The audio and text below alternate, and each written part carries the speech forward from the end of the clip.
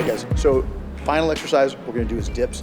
Dips are great for triceps as well as chest. The way you differentiate between the two and technique you use for chest is that you wanna be able to lean forward. If you lean forward, you're gonna hit a lot more of that decline, you're gonna have that lower pec.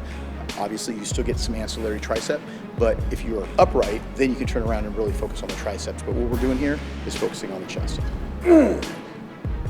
Good.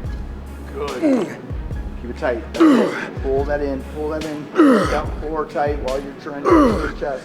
Push that chest. Good. Good.